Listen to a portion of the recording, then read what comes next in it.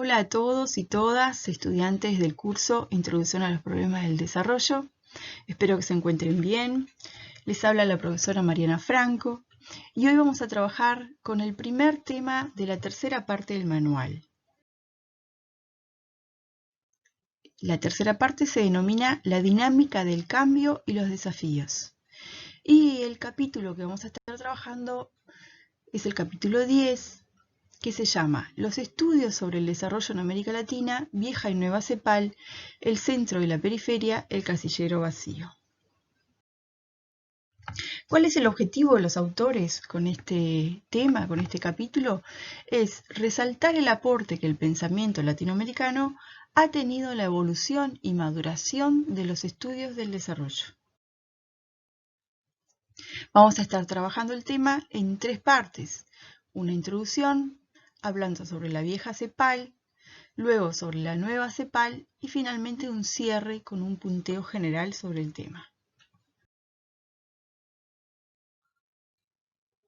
Durante los años 40 se realizaron en los ámbitos académicos varios trabajos que buscaron entender los problemas del desarrollo en América Latina. También en esa época nace la Comisión Económica para América Latina, más conocida como CEPAL, una comisión que desarrolla una teoría del subdesarrollo latinoamericano. Y su base conceptual está en la idea de que existe un orden económico internacional integrado por países que corresponden a un centro y países que corresponden a una periferia. Existe un documento fundacional de la CEPAL que se llama Estudio Económico de América Latina 1949 y fue publicado en el año 1951.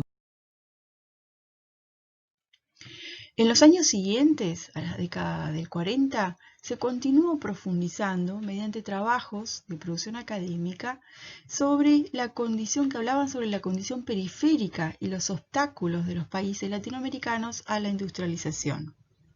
También llegaron críticas a la CEPAL. Una de las críticas es la realizada por la Escuela de la Dependencia, que justamente señala los límites teóricos del estructuralismo. Estructuralismo que es característico de la CEPAL, ¿verdad? Asimismo, tanto el estructuralismo como el dependentismo enfrentan a su vez críticas de parte de las concepciones liberales, o sea que tenemos por un lado a las concepciones liberales y por otro al estructuralismo y dependentismo.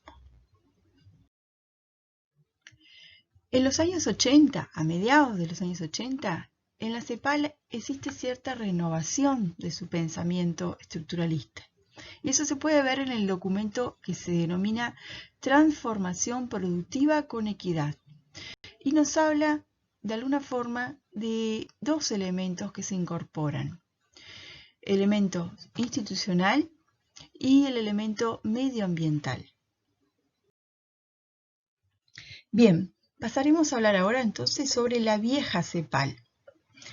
La vieja CEPAL tiene como figura referente a Raúl Prebisch, un economista argentino que veía que el mundo en el que había estudiado y las teorías que lo explicaban ya no existía. Ese mundo había quedado atrás después de 2 guerras mundiales, de la Gran Depresión, la llamada era de las catástrofes justamente por el historiador Erich Hobsbawm, que arrasó en cierta medida con las certezas y confianzas del siglo anterior, del siglo XIX. Prebisch se aleja de la ortodoxia económica y transita por caminos más heterodoxos, muy distintos a aquellos principios del libre cambio o de las ventajas comparativas. Prebisch fue el encargado de redactar el Estudio Económico para América Latina. El enfoque del sistema centro-periferia señala que el desarrollo no se corresponde con un proceso evolutivo en general, sino un sistema de relaciones entre regiones centrales y regiones periféricas, o sea, países con economías centrales y países con economías periféricas. Se trata de transitar caminos diferentes que están relacionados entre sí y en conjunto constituyen un sistema. Bien, entonces no es no se trata de una situación de atraso, sino de una situación de periferia. ¿Cuál es la diferencia o qué diferencia existe entre una economía central y una periférica? Según los autores, la diferencia está en la capacidad de generar y difundir el progreso técnico y en tener estructuras productivas homogéneas en el caso de los países centrales, ¿verdad? O sea que el progreso técnico esté presente en las distintas estructuras productivas de la economía del país. Las economías centrales proveen a las economías periféricas de bienes de capital y de bienes de consumo sofisticados. Y las economías periféricas proveen a las centrales de materias primas y alimentos. Producción en la que resultan competitivas más por su dotación de recursos naturales que por sus capacidades tecnológicas. Esto es algo que también explica ese sistema centro-periferia, ¿verdad? El desarrollo económico en América Latina y algunos de sus principales problemas demuestra que entre 1870 y 1940 la relación precios, productos primarios e industrias significó un deterioro en los términos de intercambio para los países periféricos. Los precios de los productos exportados crecieron menos que los precios de los productos que se importaban. ¿Dónde está la causa? En que las mejoras en la productividad de los países centrales no se trasladan a los precios de sus exportaciones, lo que sí ocurre en los países periféricos. Entonces, el cambio tecnológico que se produce en ambos, tanto países periféricos como centrales, actúa de manera diferente en los precios de las exportaciones. El desarrollo de los ciclos económicos. Como podrán ver ahí en el cuadrito, un ciclo económico comprende una fase de expansión y una fase descendente. En los países periféricos, durante la fase de expansión obviamente hay crecimiento, pero durante la fase descendente del ciclo se pierden las ventajas ganadas durante la fase expansiva, cosa que no ocurre en los países centrales. ¿Por qué? Porque existen factores en los países centrales que evitan que se pierdan esas ventajas. Uno de esos factores es la escasez de mano de obra y otro es el movimiento sindical sólido. ¿Qué significa que un movimiento sindical sea sólido? Que durante la fase de expansión logra, por ejemplo, importantes aumentos salariales que le permite a los trabajadores y trabajadoras mantener la calidad de vida en la fase descendente. Esos dos elementos hacen las diferencias para los países centrales. Cuando los países periféricos incrementan el ingreso, hay un aumento del ingreso en los hogares, ¿qué hacen los hogares? ¿Qué hacen las familias? ¿Consumen más alimentos? No, consumen más productos importados, productos sofisticados. En los países centrales, sin embargo, ocurre lo contrario. Ahí tienen una imagen que hace referencia justamente a las compras en el exterior, ¿verdad? Compras que se pueden hacer tanto en el mercado interno como hoy en día desde Internet. Entonces, en los países periféricos crecerán menos que los centrales. De esto tenemos dos consecuencias. La primera es la relación centro-periferia se constituye como un equilibrio dinámico que se refuerza a sí mismo. Esa condición periférica continuará si se deja que el sistema evolucione según sus leyes. La segunda consecuencia es que la desigualdad entre los países periféricos y los países centrales no es un fenómeno pasajero, sino que resulta de lo que se explica por la dinámica del propio sistema. ¿Qué hacer entonces? Según la CEPAL, hay que romper con esa dinámica centro-periferia para que sea posible el proceso de desarrollo en América Latina. En ese sentido, la CEPAL, tanto la vieja como la nueva CEPAL, aunque ahora recuerden que estamos hablando de la vieja CEPAL, realizó una serie de recomendaciones políticas. Entonces, para la CEPAL, el Estado debe intervenir para romper con esa dinámica y debe hacerlo favoreciendo la industrialización dirigida mediante una planificación económica. La protección del Estado no puede ser excesiva. Debe ser una protección selectiva y cautelosa. Por ejemplo, la que ha llevado adelante países de Asia. A su vez, el propio Prebisch ha señalado que Argentina no es un buen ejemplo, porque en Argentina el sector industrial creció a expensas del agro. La CEPAL, también es importante señalarlo, no recomienda el cierre de las economías. Sí recomienda una integración regional y una producción local.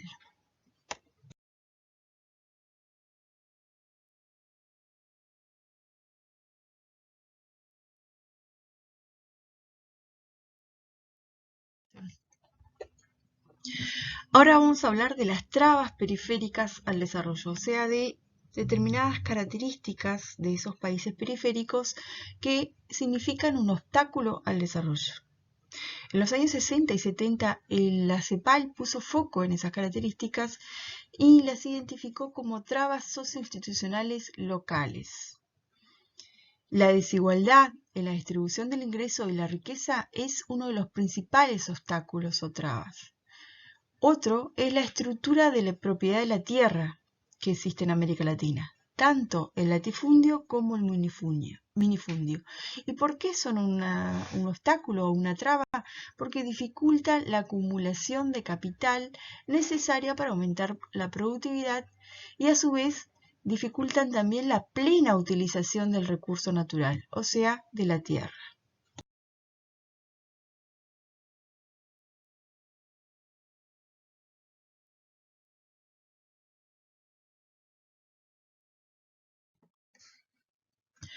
Otra recomendación que realizó la CEPAL, además de la industrialización dirigida por el Estado, y en base a lo anterior, es la recomendación de realizar una reforma agraria que transforme la estructura agraria de la propiedad de la tierra en América Latina. Además, hay otra forma de superar la desigualdad social y eso es posible mediante la mejora del ingreso de los hogares más pobres, la acumulación de capital para elevar la tasa de crecimiento y una redistribución dinámica, que se realice de forma dinámica.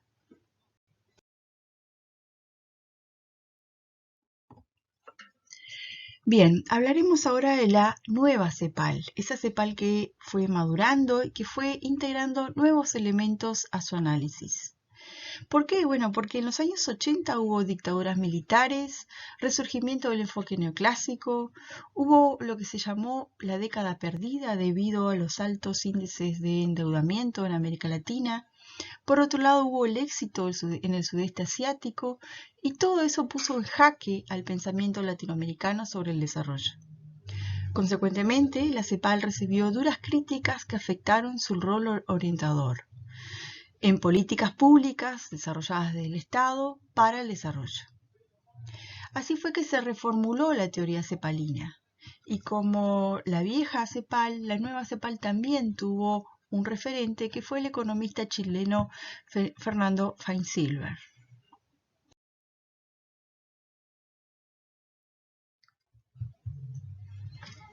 Sin renunciar al concepto de centro-periferia, el neoestructuralismo de la CEPAL revaloriza los fenómenos dinámicos del proceso económico-social y tiene puntos en contacto con esa vieja CEPAL, que es el progreso técnico, el carácter sistémico y la importancia de la innovación. A ello se suman elementos de corrientes evolucionista y neo-schumperianos.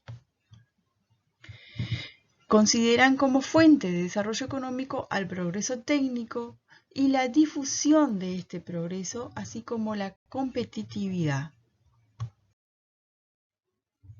¿Cómo lograr esa competitividad y la difusión del progreso técnico?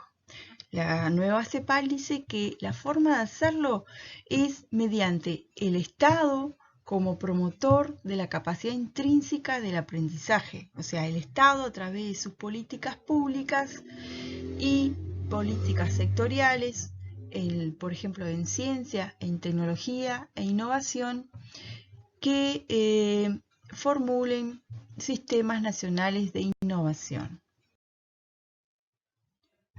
El apoyo estatal estaría entonces no en la protección industrial, sino en fomentar la formación de capital humano mediante políticas de educación y la tecnología mediante políticas de ciencia, tecnología e innovación, así como instrumentar mecanismos institucionales que constituyan una red o trama que vincule a los actores del proceso innovativo, públicos y privados, tanto públicos y privados, en un sistema nacional de innovación. Transformación productiva con equidad es el texto que se reconoce como manifiesto de esa nueva CEPAL.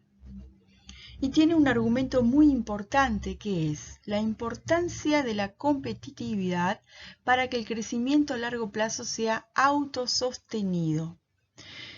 Veamos, primero, ¿qué significa competitividad? Significa la capacidad de incrementar o al menos de sostener la participación en los mercados internacionales con un alza simultánea del nivel de vida de la población. Entonces, en esto está la originalidad de la nueva CEPAL, en los vínculos que establece entre la tecnología, la competitividad y la equidad. Y de esos vínculos nace un círculo virtuoso, porque hay aumentos de productividad que hacen realizable la mejora gradual en la distribución del ingreso en los hogares. Faxenberg diferencia tres grupos de países en América Latina en los estudios que ha realizado. Por un lado ve que hay grupos de países de rápido crecimiento, pero de ingreso concentrado. Hay otros grupos de países que tienen ingreso bien distribuido, pero crecen poco. Y por último, hay otro grupo de países que tienen un ingreso concentrado y sin crecimiento. Entonces, ningún país latinoamericano se encontraba en el grupo ideal, que es el de los países que crecen y al mismo tiempo promueven un mínimo de justicia distributiva. Por eso se llamó América Latina el casillero vacío. En fin, se requiere de políticas productivas y tecnológicas que estén asociadas a una mejora gradual de la equidad. Bien, veamos cuáles son las recomendaciones en políticas de esa nueva CEPAL. Primero, tengamos en cuenta que son consideraciones de carácter normativo que constituyen líneas estratégicas para la promoción del desarrollo económico y esas líneas estratégicas tienen estas ideas principales. Primero que nada, que exista un clima macroeconómico apropiado y estable. También que existan políticas sectoriales, educativas, de ciencia y tecnología que fomenten la innovación. Que existan cambios institucionales que generen una nueva forma de interacción entre los agentes públicos y los agentes privados, con el fin de lograr equidad y armonía social. También es importante que existan políticas redistributivas. Que existan avances en el progreso de integración regional, que se incorpore la dimensión ambiental en el proceso de desarrollo, o sea, es necesario aumentar la conciencia pública sobre la necesidad de sustentabilidad, que significa solidaridad con las generaciones futuras. Y por último, es imprescindible que exista un contexto democrático, pluralista y participativo para todos los ciudadanos y ciudadanas. Resumiendo, como vimos, las dificultades para alcanzar el desarrollo en América Latina actuaron como estímulo decisivo para el surgimiento de espacios de discusión y reflexión colectiva. Dentro de esos espacios se destaca la CEPAL, ¿no? La Comisión Económica para América Latina y el Caribe, como un ámbito que fue madurando sus ideas. También se reivindicó, con todo esto, la pertinencia de una perspectiva latinoamericana del desarrollo. Y por último, podemos decir que los cambios y las permanencias en el pensamiento de la vieja y nueva CEPAL demuestran los ajustes que las teorías de desarrollo deben considerar para dar cuenta de las complejas y cambiantes condiciones históricas. Muy bien, desde el equipo de docentes de Introducción a los Problemas del Desarrollo, deseamos que tengan todos una muy buena semana.